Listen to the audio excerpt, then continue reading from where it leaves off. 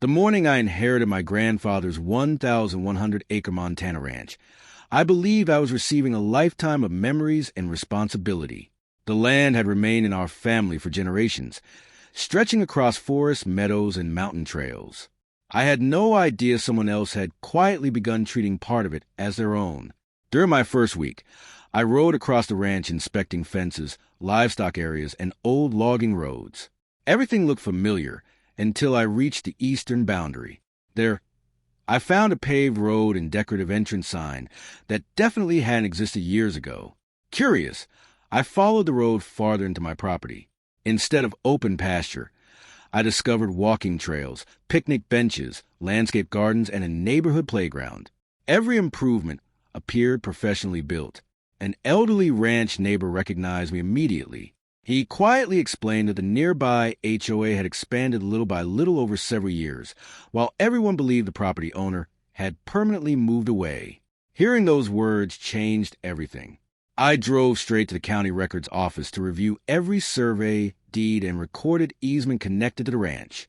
The clerk produced decades of carefully preserved documents. The legal boundaries looked exactly as my grandfather had always described them. The records confirmed my suspicion. No recorded easement allowed the HOA to build roads, trails, or recreational facilities on my ranch. The improvements existed only because nobody had challenged them. Before taking any action, I hired a licensed land survey company to inspect the entire eastern boundary. I wanted every decision supported by professional evidence instead of assumptions. Accuracy mattered more than speed. Over several days, the surveyors located original steel property markers buried beneath years of grass and brush. Modern GPS measurements matched the historic ranch maps almost perfectly. The HOA facilities extended hundreds of feet inside my land. With a completed survey in hand, I met with an experienced property rights attorney. She carefully compared the new measurements with the historic deeds and confirmed that the evidence strongly supported my ownership. Her advice was to document everything before contacting the HOA. Together, we prepared a formal notice requesting that the HOA stop expanding onto the disputed area while ownership questions were resolved. We also invited the board to discuss a peaceful solution before legal proceedings became necessary. I hoped cooperation would prevail. 1 week later, the HOA board invited me to attend a meeting at their clubhouse. I arrived carrying the survey reports, historic deeds, and legal notice. I hoped the facts alone would settle the disagreement. Rebecca Collins confidently insisted the community had used the land for years and believed the improvements benefited everyone. I calmly explained that long-term use did not automatically create ownership. The room became noticeably quieter. I placed the survey maps on the table and pointed directly to the original boundary markers. Several board members leaned forward as they realized the trails and recreation areas extended well beyond the HOA property lines. The discussion suddenly became much more serious. Instead of negotiating, the board voted to reject my request and continue claiming the disputed land. Their decision surprised even a few homeowners attending the meeting. I quietly gathered my documents and thanked everyone for their time. The following morning, my attorney filed a lawsuit asking the court to confirm the ranch boundaries and determine the proper legal resolution.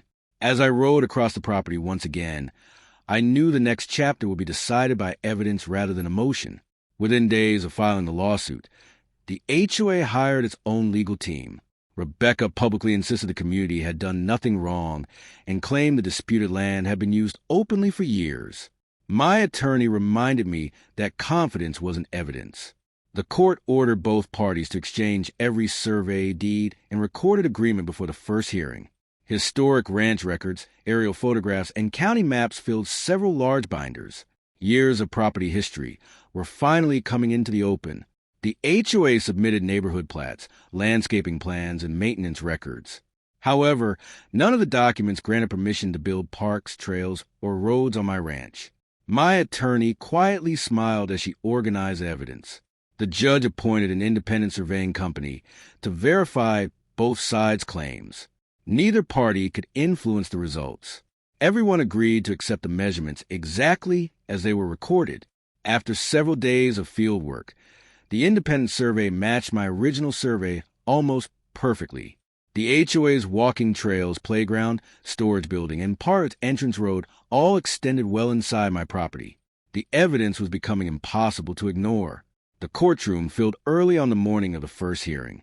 Ranchers, homeowner reporters, and county officials quietly watched as both legal teams prepared their evidence.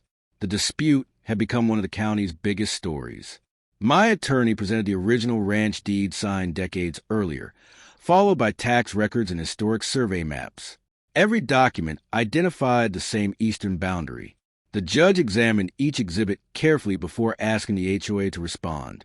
The HOA argued that years of uninterrupted public use had made the improvements part of the neighborhood. My attorney responded that long-term use alone did not transfer ownership, where no recorded easement existed. The courtroom remained silent.